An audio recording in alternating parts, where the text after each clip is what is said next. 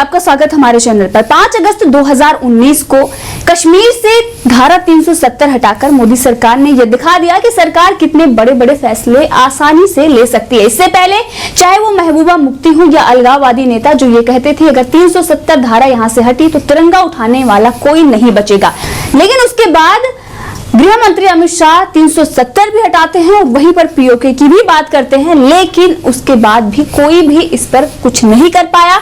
और ये मोदी सरकार ने दिखा दिया कि अगर नीयत अच्छी हो तो कोई भी फैसला लिया जा सकता है। उन ऐसे नेताओं को उन पर कार्रवाई करना, और चाहे वो नजरबंदी हो या और फिर ऐसी गतिविधियां जिनसे देश में माहौल खराब हो सकता है, उनको रोकने के लिए इन पर कार्रवाई करनी चाहिए। और सरकार ने वही किया जिस तरीके की बयानबाजी लोग कर रहे थे और ये दिखाने की कोशिश कर रहे थे कि हम देश में आग लगा देंगे, देश में खून बहेगा। उन ऐसे नेताओं को उन पर नजर रखना बहुत ही जरूरी था। सरकार ने जब ये फैसला लिया तो कुछ लोगों का ये कहना था कि कश्मीरियों की आजादी खत्म की जा रही है, लेकिन सही मायने में अगर देखें तो कश्मीर 5 अगस्त 2019 को ही पूर्ण तरीके से आजाद हुआ।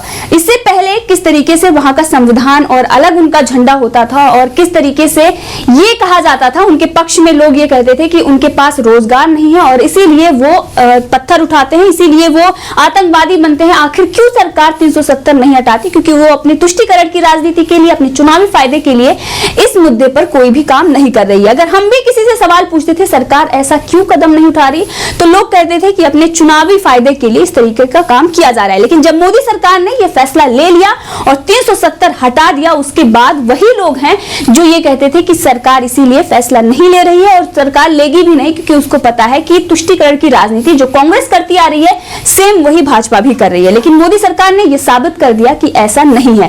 पी चिदंबरम जो कांग्रेस के नेता हैं, उनको भी उस वक्त पूरी कांग्रेस को दिक्कत हुई थी और किस तरीके से वो 370 हटाए जाने के विरोध में खड़े हो गए थे। पी चिदंबरम जो पहले गृह मंत्री भी रह चुके हैं, वो किस तरीके से अब महबूबा मुफ्ती को लेकर बयान दे रहे हैं। महबूबा मुफ्ती वही है जिस तरीके से वो बयान दे रही थी, देश में आग लगाने की बात कर रही थी। 370 हटा तो झंडा उठाने वाला कोई नहीं बचेगा, उनका पक्ष पी चिदंबरम ले रहे हैं। ट्विटर पे उन्होंने ये मांग भी कही है कि उनको रिहा किया जाए, यानी कि जो नजरबंदी की गई है उसको हटाया जाए, उनको आजादी दी जाए और बड़े बड़े धमाके करने के लिए उनको स्वतंत्र किया जाए। इस तरीके की मांग कांग्रेस के ही नेता है पी चिदंबरम कर रहे हैं।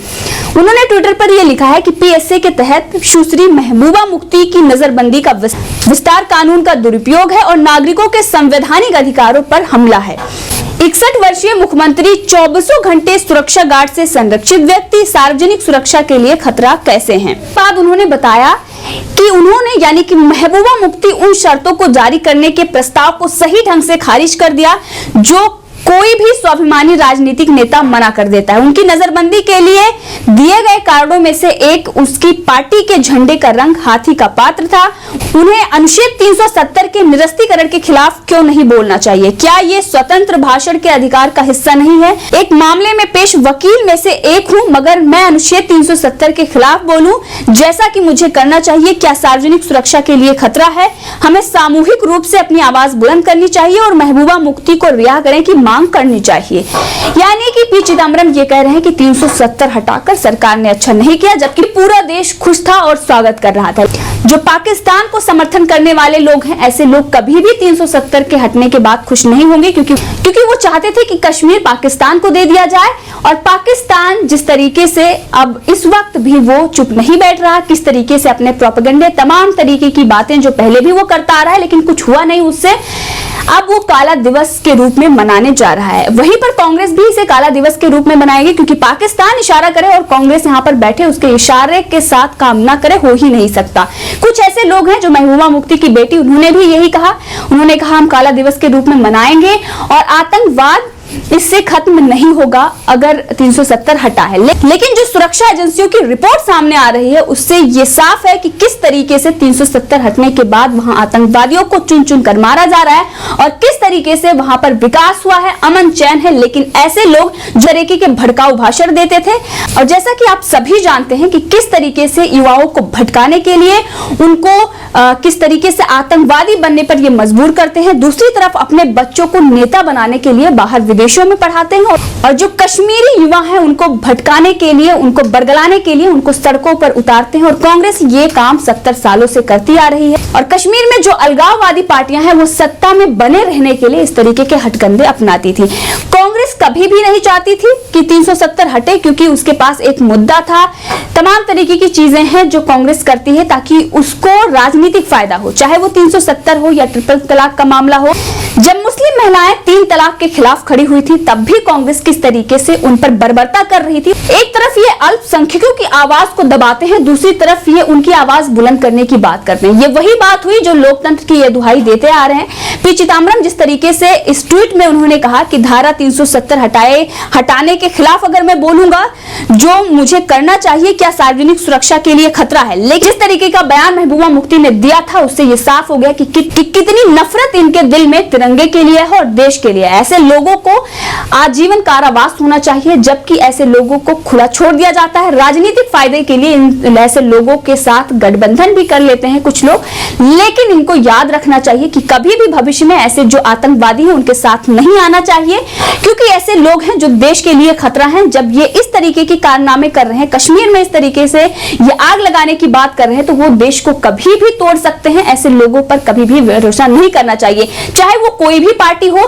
भले ही बड़े बड़े फैसले लिए गए हैं, लेकिन इस तरीके के इन लोगों को कभी भी अपने साथ नहीं रखना चाहिए। आज अगर भाजपा इस तरीके का काम कर रही है तो कांग्रेस को भी आकर सपोर्ट करना चाहिए, अगर वो देश का हित चाहती है। लेकिन वो पाकिस्तान के साथ खड़ी हुई और कांग्रेस के ही नेता है सलमान निजामी, जो राहुल गांधी के बेहद करीबी, वो भी इसे काला दिवस के रूप में बनाने के लिए लोगों को प्रेरित कर रहे हैं। यानी कि कांग्रेस भी ये चाहती है कि अब उसके जो करीबी हैं, और चाहे वो पी चिदंबरम हो या सलमान निजामी हो, वो खुलकर आए और फिर वही दोहराया जाए जो सीए के बाद दोहराया गया। लेकिन अब सरकार एक ऐसी है जिससे चाइना भी डरता है, पाकिस्तान भी डरता है, दुनिया के वो लोग जो कभी भारत के जो नेता थे उनको डरा धमकाकर भारत में कई सारे ऐसे फैसले थे जो लटका कर रखे हुए थे। आज उन फैसलों पर मोदी सरकार ने फैसला भी लिया, और जिस तरीके से चाहे वो बॉर्डर एरिया में डेवलपमेंट की बात हो या तमाम बड़े बड़े फैसले हो जो कांग्रेस 70 सालों से डर और सहम कर रह जाती थी, वो फैसले नहीं ले पाती थी जो उसको देश हित में लेना चाहिए। आज मोदी सरकार ने ये कुछ भी साजिश कर ले, लेकिन इनकी साजिश नाकाम ही होने वाली। वहीं पर 5 अगस्त की बात करें तो कांग्रेस दो तरफ से इस पर बात कर रही है। एक तरफ शिलान्यास हो रहा है, उस पर भी इनके काफी सारे नेताओं का बयान आ रहा है कि ऐसा नहीं होना चाहिए, इनको उससे भी दिक्कत है। दूसरी तरफ 5 अगस्त को ही 2019 यानी पिछले साल 370 हटाया गया था, उस पर भी इनको आपत्ति है, क्योंकि ये नहीं चाहते कि देश एकजुट होकर रहे, और इसीलिए वो काला दिवस के रूप में मना रहे हैं। लेकिन आज की जनता जागरूक है और आज कांग्रेस के सारे इरादे वो समझ गई है। 2014 में जिस तरीके से जनता ने कांग्रेस को आईना दिखा दिया था कि आपकी गलत नीतियों के कारण ही आपका ये हाल हुआ, और आज भी कांग्रेस सोनिया गांधी वार करती हैं प्रधानमंत्री नरेंद्र मोदी पर और ये कहती हैं गलत नीतियों के कारण ये हुआ। लेकिन अगर देखें तो चाहे वो राम मंदिर का फैसला हो या 370 हो या फिर 3 तलाक का मामला हो या फिर सीए हो, सारे ऐसे फैसले बड़े बड़े जो जनता के लिए हित में थे और राष्ट्र के हित के लिए वो लेने थे, वो मोदी सरकार ने लिया।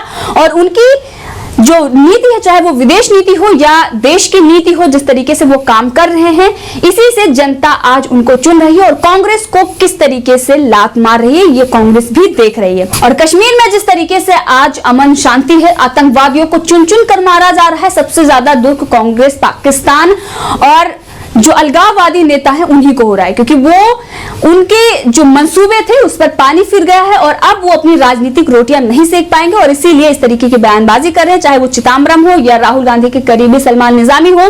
जो लोग ये कह रहे हैं कि सड़कों पर उतरकर आंदोलन कीजिए, 370 को काला दिवस मनाइए, उन लोगों के लिए एक बार और ये सलाह है कि ऐसा करने से एक बार पहले वो सोच समझ लें, क्योंकि कोई भी मामला जो सुप्रीम कोर्ट से आया है या फिर मोदी सरकार ने संसद में पास करवाया, उसके बाद जिस तरीके का कानून लागू करना चाहिए करके, चाहे वो राम मंदिर के बाद की सिचुएशन हो या फिर उससे पहले 370 या ट्रिपल तलाक का कोई भी इस तरीके की गतिविधियों को अंजाम नहीं दे पाया, या फिर सीए के विरोध में जिस तरीके से आपने आंदोलन के नाम पर देश को जलाया और उसके बाद जो कार्रवाई हो रही है, ये आपको देखना चाहिए कि आप नहीं बच सकते। और इस वक्त देश की एकजुटता सबसे बड़ी चीज है और लोगों लोगों को एक साथ एकजुट होकर देश के और राष्ट्र के लिए आज एक साथ होना चाहिए और कश्मीर से 370 हटाए जाने वाले दिन को गोल्डन दिवस के रूप में मनाना चाहिए।